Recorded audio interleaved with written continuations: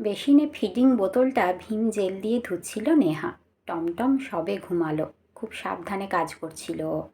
পাছে টমটম উঠে যায়, যা কান পাতলা। দূরে কোথাও বসন্তের দূত জানান দিচ্ছে বসন্ত এসে গেছে।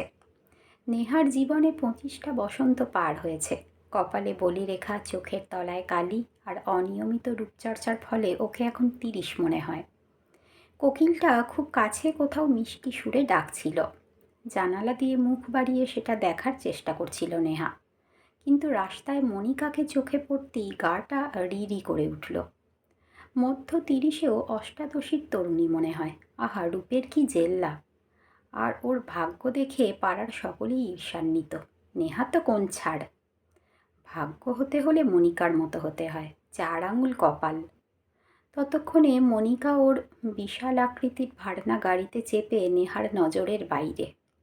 কি বড় অট্টালিকার মতো বাড়ি, রোজ নিত্য নতুন ড্রেস, বিদেশ ভ্রমণ, কি নেই!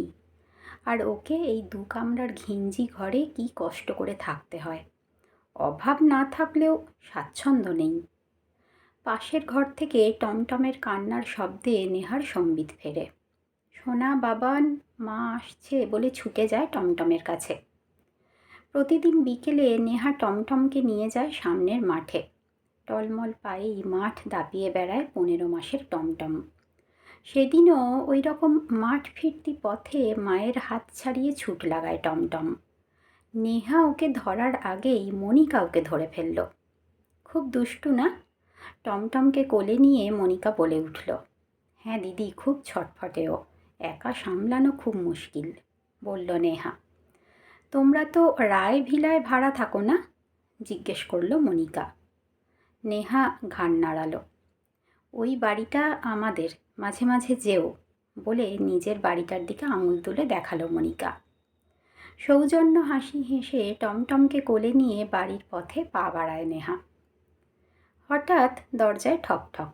এখন তো ওর স্বামীর আসার কথা নয়, তবে কে? ভাবতে ভাবতে কে বলে দরজা খুলতে উদ্যত হয় নেহা। ও প্রান্ত থেকে আমি বলে আওয়াজ আসে।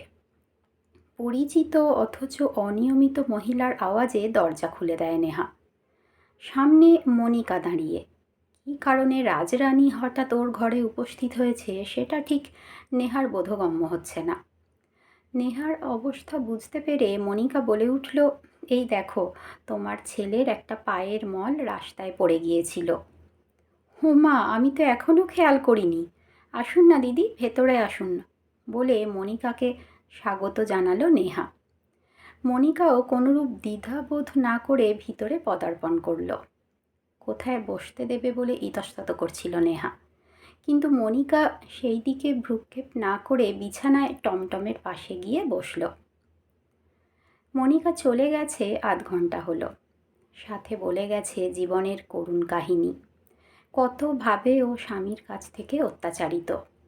ওর স্বামী অপারগ বলেই মনিকার মাতৃত্ব সত্তা আজও অধরা।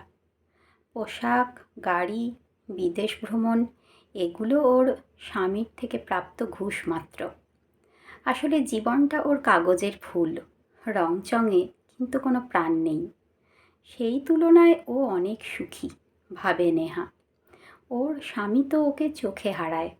অনেক দিন ধরেই ওর স্বামীর ইচ্ছা ওকে বাইরে বিরিয়ানি খাওয়াতে নিয়ে যাবে, কিন্তু পয়সার অভাবে স্বাদ অপূর্ণই থেকে গেছে।